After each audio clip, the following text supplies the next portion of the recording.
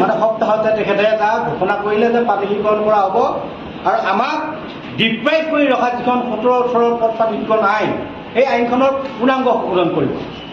এই কথাখিনিত আমি আশ্বস্ত হ'লোঁ আৰু আশ্বস্ত হৈ আচলতে ইমান দিন অপেক্ষাই কৰি থাকিলোঁ। আমি তাৰপিছত কোনো আন্দোলন কৰা নাই, প্ৰতিবাদ কৰা নাই।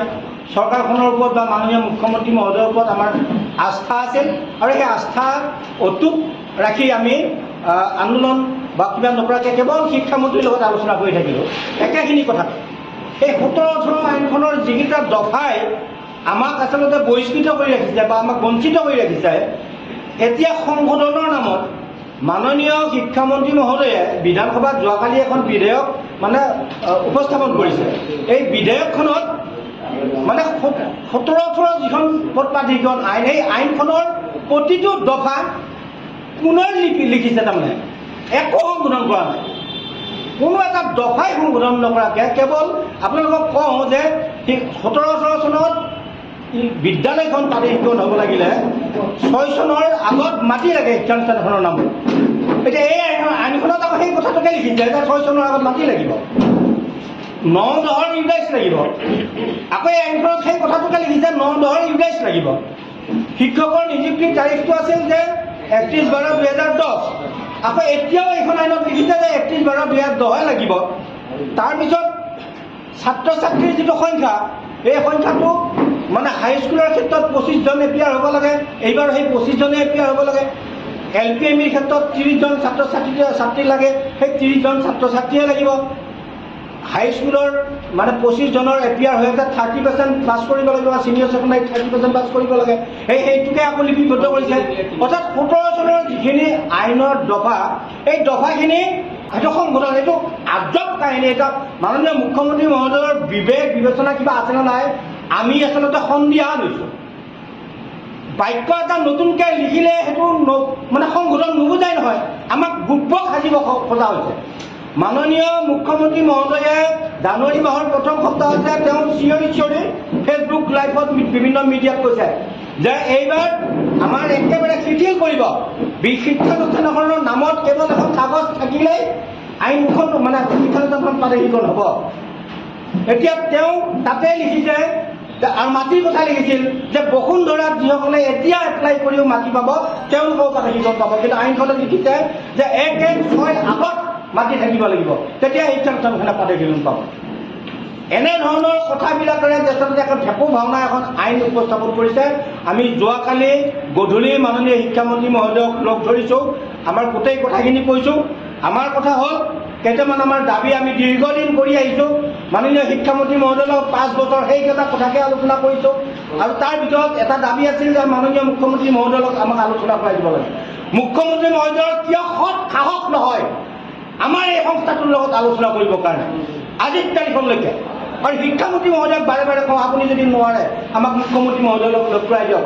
মুখ্যমন্ত্ৰী মহোদয়ে শিক্ষামন্ত্ৰী মহোদয়ে কিয় এই ব্যৱস্থাটো কৰি দিব নোৱাৰে, যাৰ ফলত আজি 17-18 থকা যিখিনি নিয়ম নীতি সেইখিনিকে বাহন ৰাখি পুনৰ কেৱল লিখি কৈছে যে আইন সংশোধন কৰিলোঁ। আমাক বুৰ্বক সাজিব খোজা হৈছে, এই শিক্ষক সমাজখনক বুৰ্বক সাজিব খোজা হৈছে।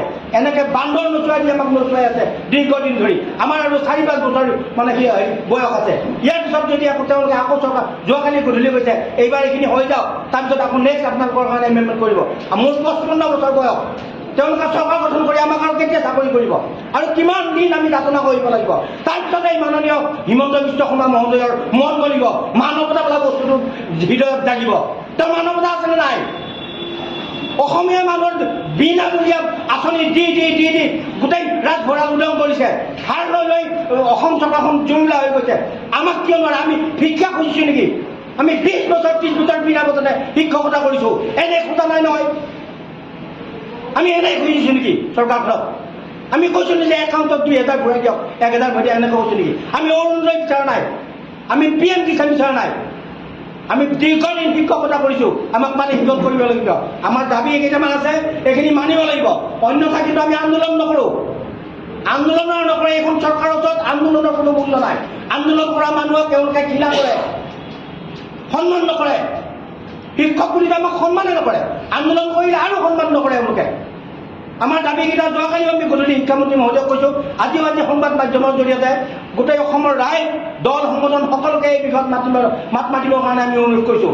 এই শিক্ষানুষ্ঠানবিলাক অসমীয়া মাধ্যমৰ ৰাজহুৱা শিক্ষানুষ্ঠান, ইংলিছ মিডিয়াম নহয়, বহিৰাগতাই এই স্কুলবিলাক পতা নাই। অসমৰ ৰাইজে, অসমৰ দুখীয়া ৰাইজে গাঁৱে ভূঞে শৈক্ষিকভাৱে পিছপৰা অঞ্চলবিলাকত স্থাপন কৰা এইবিলাক শিক্ষানুষ্ঠান আজি এই ব্যক্তিগত শিক্ষানুষ্ঠান হৈছে কেওফালে। আজিৰ পৰা 90 দশকত 80 দশকত কেৱল ভেঞ্চাৰ স্কুলতে শিক্ষকতা কৰি বা শিক্ষক পঢ়া শুনা কৰি আজিৰ কোনোবা ACS বিষয়া হৈছে, পুলিচ হৈছে, আৰ্মি হৈছে, মন্ত্ৰী বিধায়ক হৈছে। পাহৰিব নালাগে অতীত। আমি এই অসমীয়া শিক্ষা মাধ্যমৰ শিক্ষা ব্যৱস্থাটোক আমি জীয়াই ৰাখিছোঁ। এতিয়া আমাক কিয় মৃত্যুদণ্ড দিব বিচাৰিছে? আমি মূল কথা হ'ল 1-1-6 চনৰ আগতে মাটি থকাৰ বিপৰীতে 2025 চন পৰ্যন্ত যিটো মাননীয় মুখ্যমন্ত্ৰী মহোদয়ে ঘোষণা কৰিছিল যে বসুন্ধৰাত এপ্লাই কৰা শিক্ষক বা শিক্ষানুষ্ঠানখনৰ মানে পাতিখনৰ আওতাত আহিব। 25 চন পৰ্যন্ত যিবিলাকৰ মাটি স্কুলত হৈছে 1-1-6টো বাতিল কৰি মাটি থাকিলে সেইখন শিক্ষানুষ্ঠানত পাতিখন আওতাত ল'ব লাগিব। শিক্ষক নিযুক্তিৰ ক্ষেত্ৰত 31/12/2000 ধৰিব লাগিব। তেতিয়াহে এই শিক্ষানুষ্ঠানবিলাক আৰু শিক্ষকবিলাকে পাতিখন পাব। নহ'লে কলেজখন পাতিখন হ'ব, 2জন কলেজৰ প্ৰফেচাৰৰ স্কুল পদ পাতিখন হ'ব, বাকী 20 জন বা 22 জন বঞ্চিত হ'ব।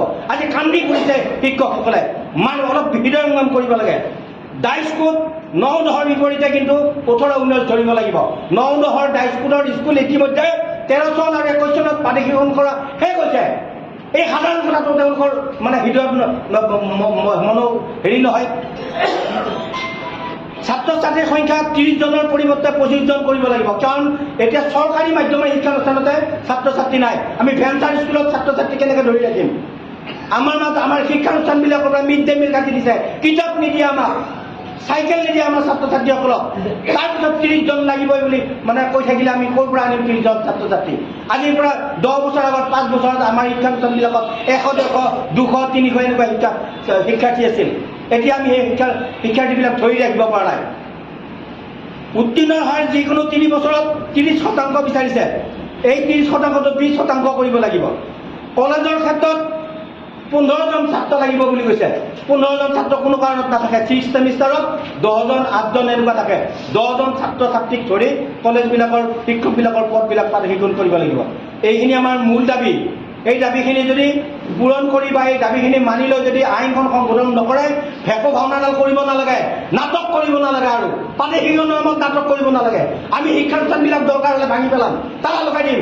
আমি দৰকাৰ হ'লে হয় মৰিম, আন্দোলন নকৰোঁ। আৰু এনেকুৱা ৰাজহুৱা স্থানত আহি সময় বাবে আমি আত্মহত্যা কৰিম। ধন্যবাদ। আপোনালোকে শিক্ষামন্ত্ৰীগৰাকী কালি লগ পাইছে, মই দেখিছোঁ, বা আপোনালোকে লগ পাই কথা বতৰা পাতিছে। শিক্ষামন্ত্ৰীগৰাকীয়ে আপোনালোকক এই সন্দৰ্ভত আশ্বাস কি দিছে? চাওক, শিক্ষামন্ত্ৰীয়ে আমাক এই শিক্ষকৰ নিযুক্তিৰ ক্ষেত্ৰত, ইউডাইছৰ ক্ষেত্ৰত, প্ৰতিটো বিষয়ৰ ক্ষেত্ৰত আমি যোৱাকালি নহয়, আমি বিগত 5 বছৰ আলোচনা কৰিছোঁ। আৰু প্ৰতিটো আলোচনাতে তেওঁ আমাৰ কথাখিনি প্ৰথমতে 0ৰ পৰা আৰম্ভ কৰি যেতিয়া 100 পায়, তেতিয়া মুখ্যমন্ত্ৰীৰ লগত আলোচনা কৰিব লাগিব বুলি কয়। এটা নিষ্কমা শিক্ষামন্ত্ৰী, যিজন শিক্ষামন্ত্ৰীৰ কোনো সিদ্ধান্ত লোৱাৰ অধিকাৰ নাই। যোৱাকালি আমি কথাখিনি কৈছোঁ, আমাৰ কথা উত্তৰ দিব পৰা নাই তেখেতে, কাৰণ আমাৰ লগত প্ৰতিশ্ৰুতিবদ্ধ হৈ আছে তেখেতে। আৰু এখন উপায় নাপায় বিবেচনা কৰিম বুলি কৈছে। বিবেচনা কৰিলে নহ'ব, আমাক লাগিবই। যদি পাতিখন কৰে, এইকেইটা বিষয়, ইউডাইছ, শিক্ষকৰ নিযুক্তি, ছাত্ৰ ছাত্ৰীৰ সংখ্যা, তাৰপিছত পাৰ্চেণ্টেজৰ সংখ্যা। 17-18 আইনত 6 বছৰ আছিল, তেখেতে 6 বছৰতে তলত আহিব নোৱাৰি। আইনখনত উল্লেখ আছে, এতিয়া 15 বছৰ এক্সপিৰিয়েঞ্চ। 17-18 আইনখনত নিৰ্দিষ্টকৈ উল্লেখ আছে যে শিক্ষকজনৰ 6 বছৰ অভিজ্ঞতা হ'লে সেই শিক্ষকজন আওতাত আহিব। এতিয়া 6 বছৰ অভিজ্ঞতাটো এই আইনখনত উল্লেখ নকৰি এইবাৰ অভিজ্ঞতা 15 বছৰ হৈছে। 2010 চনৰ পৰা 25 চনলৈ শিক্ষকজন 15 বছৰ থাকিলে। এতিয়া 90 দশকৰ এখন স্কুল, তেতিয়া নিযুক্তি পোৱা শিক্ষকজন আজিও সেই ভেঞ্চাৰ স্কুলখনত থাকিব নেকি? বহু শিক্ষক ৰিটায়াৰ্ড হৈছে। এতিয়া 13 চনত যিবিলাক শিক্ষানুষ্ঠান পাতিখন হৈছে, 21 চনত যিবিলাক পাতিখন হৈছে, তাত এতিয়া সেই তেতিয়াই পাতিখন হোৱা শিক্ষকবিলাক এতিয়া নাই, তেওঁলোক ৰিটায়াৰ্ড হৈ গ'ল। আমি যদি একে সমপৰ্যায়ৰ শিক্ষানুষ্ঠান হয়, তেতিয়া শিক্ষকবিলাক ৰিটায়াৰ্ড হৈ গৈছে, এতিয়া নাই। প্ৰায় 80% শিক্ষক ৰিটায়াৰ্ড হৈছে।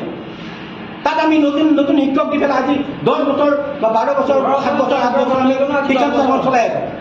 যিজন শিক্ষকে এতিয়া 10 বছৰ কৰিলে বা 8 বছৰ কৰিলে বা 7 বছৰ কৰিলে, তেওঁ এতিয়া ওলাই যাব লাগিব কান্দিকেনে। ইমান নিদাৰুণ নেকি? আইন কানুন কাৰ কাৰণে আইন কৰোঁ? মানুহৰ কাৰণে, আমাৰ কাৰণে। মন্ত্ৰী বিধায়কৰ কাৰণে যদি আইন সংশোধন কৰি তেওঁলোকৰ যদি দৰমহাৰ উপৰি যদি বিভিন্ন সা সুবিধা ল'ব পাৰে, আমাৰ কাৰণে কিয় নোৱাৰে? আমি অসমৰ জনসাধাৰণ নহয় নেকি? আমি বিদেশী বাংলাৰ নেকি? আইনখন মহাত্মা গান্ধীৰ কিবা জন্মদিন নেকি? জন্ম পুস্তিকা নেকি এইখন যে সলাব নোৱাৰি? তেওঁলোকৰ নিজক লগা আইনবিলাক কেনেকৈ সংশোধন কৰিব পাৰে?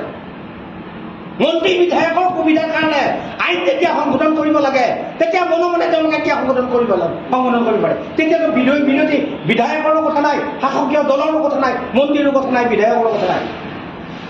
তেওঁলোকৰ দৰমহা দুপাত দুপাত বঢ়াই আছে। এজন বিধায়ক যদি এবাৰ বিধায়ক হয় তাৰপিছতে তেওঁ 5 বছৰ বিধায়ক হৈ গোটেই জীৱনজোৰা তেওঁলোকে পেঞ্চন খায়। কিন্তু শিক্ষকবিলাক বা নতুনকৈ আমি যিবিলাকে চাকৰি কৰিছে তেওঁলোকৰ পেঞ্চন নিদিয়ে। 13 চনত পানীশীৰ্ষ হোৱা শিক্ষকে আজি 500 টকা 600 টকা পেঞ্চন পায়। 21 চনত পানীশীৰ্ষ হোৱা শিক্ষক ৰিটায়াৰ হৈ যায়, একো নাপায়। টিউটৰ খাইছে 10 লাখ টকা গ্ৰেচুইটি দিওঁ বুলি কয়, আজি তাৰিখতে গ্ৰেচুইটিৰ কোনো কাম কৰা নাই। চব ভুৱা। আমি বুজি পাম আইনখন যদি প্ৰকৃততে সংশোধন নকৰে তেতিয়া গম পাম যে এই মুখ্যমন্ত্ৰীজন, এই শিক্ষামন্ত্ৰীজন, এই চৰকাৰখন চলনাকাৰী আৰু মানে ধুৰন্ধৰ চৰকাৰ। এইখন ধুৰন্ধামি কৰি আমাৰ লগত 5 বছৰ খেলাইছে। কি বুলি ভাবিছে আমাক? 3টা বস্তু তেওঁলোকে চেঞ্জ কৰাটো আমি একো কৰিব নোৱাৰিলো। আমি সংবিধানকে অভিশাপ দিব পাৰিম এই চৰকাৰখনক, এই বিধায়ক মুখ্যমন্ত্ৰী মহোদয় বা শিক্ষামন্ত্ৰী মহোদয়। আমি অভিশাপ দিলে আমাক কি কৰিব? এৰেষ্ট কৰিব নেকি? আমি গোটেই সপৰিয়াল আহিম, আমাৰ পৰিয়ালবিলাকো গুৱাহাটীত লৈ আহিম, সমূহীয়া স্থানত আহিম, গোটেই শিক্ষক কৰ্মচাৰী গোটেই পৰিয়াল লৈ আহি আমি অভিশাপ দিম। আমি এই কথাষাৰ ৰাতি শিক্ষামন্ত্ৰীকো কৈছোঁ। আমি যে একো কৰিব নোৱাৰোঁ, আমি সৰু মানুহ, কিন্তু প্ৰাণ খুলি অন্তৰ খুলি আমি অভিশাপ দিব পাৰিম। বহু শিক্ষকে আমাক মেছেজ কৰিছে, ছাৰ যদি আইনখন এনেকৈ সংশোধন কৰে আমি চুইচাইড কৰি মৰিম। অপেক্ষা কৰি আছে কালিৰ দিনটোলৈকে। আইন যদি সংশোধন নকৰে কিমান শিক্ষকে চুইচাইড কৰি মৰে ঠিক নাই। অপেক্ষা কৰি আছে আজি আমাৰ মুখলৈ চাই বা চৰকাৰখনৰ মুখলৈ চাই। মাননীয় মুখ্যমন্ত্ৰী মহোদয় ফেচবুকবিলাকে বহুত মিঠা মিঠা কথা ক'লে কি হ'ব? কাৰ্যত কামবিলাক ভাল কৰিব লাগে। আমি কি বিচাৰিছোঁ? আমি এনেই বিচাৰিছোঁ নেকি? লাখ টকা বিচাৰা নহয়। আমাক চলিবৰ কাৰণে আমাক উপায় দিব লাগে। আমি কোনো চৰকাৰী আঁচনি নাপাওঁ। আমাৰ পৰিয়াল কেনেকৈ চলিছে এবাৰ ভাবিব আছেনে? মুখ্যমন্ত্ৰী মহোদয়ে এসময়ত কৈছিল যে মন্ত্ৰীবিলাকে যেতিয়া 50 লাখ টকাৰ মন্ত্ৰী বিধায়কৰ পত্নীবিলাকক যেতিয়া সাহায্য 50 লাখ টকা সাহায্য ঋণৰ মানে কথাটো বিষয়টো ওলাইছিল, তেতিয়া মুখ্যমন্ত্ৰী মহোদয়ে কৈছিল যে বিধায়ক যদি হৈ নাহে তেওঁলোকৰ পৰিয়াল কেনেকৈ চলিব? এইটো চিন্তা যদি বিধায়ক মন্ত্ৰীবিলাকৰ কাৰণে আছে, আমাৰ কাৰণে কিয় নাই? আমাৰ কাৰণে চিন্তা কৰিব পৰা নাই। আমি 20 বছৰ 30 বছৰ বিনা বেতনে শিক্ষকতা কৰি অৱসৰ পাইছে, সেইজন শিক্ষকৰ খবৰ নাই। আমি শিক্ষকতা কৰি আজি আৰু 2-3 বছৰত আমি অৱসৰ ল'ম, আমাৰ কাৰণে চিন্তা নাই। কিন্তু মন্ত্ৰী বিধায়ক যদি হৈ নাহে কি খাব? পেঞ্চন পাব, তাৰপিছতো তেওঁলোকৰ দুখ। সেইকাৰণে ঘৈণীয়েকবিলাকৰ নামত 50 লাখ টকাৰ সাহায্যপ্ৰাপ্ত ঋণৰ ব্যৱস্থা কৰিছে।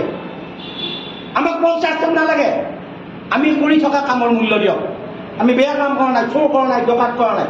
আমি গাঁৱৰ দুখীয়া ল'ৰা ছোৱালীবিলাকক বিনা বেতনে পাঠদান কৰি আছোঁ আৰু ছিষ্টেমত কৰিছোঁ। আমাৰ এই যিবিলাক পাৰ্মিশ্যন ৰিকগনাইজ 6 চনৰ পিছত দিলেও পাকিস্তান চৰকাৰে দিয়া নাই, বাংলাদেশ চৰকাৰে দিয়া নাই।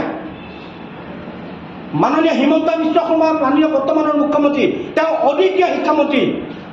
আজি 30 বছৰ কাল তেওঁ অদ্বিতীয় হৈ আছে অসম চৰকাৰত। কংগ্ৰেছত থাকোঁতেও তেওঁ অদ্বিতীয়, বিজেপিত থাকোঁতেও অদ্বিতীয়। তেওঁ কংগ্ৰেছত থাকোঁতে 2য় মুখ্যমন্ত্ৰী আছে। কোনোবাই যদি ভাত পাইছে তেওঁ দিছে, আৰু আমি যদি বঞ্চিত হৈছোঁ তেওঁৰ কাৰণে বঞ্চিত হৈছোঁ। আজি আমাৰ এই পৰিয়ালবিলাকে অভিশাপ দিলে প্ৰথমতে তেওঁকে দিব। ধন্যবাদ।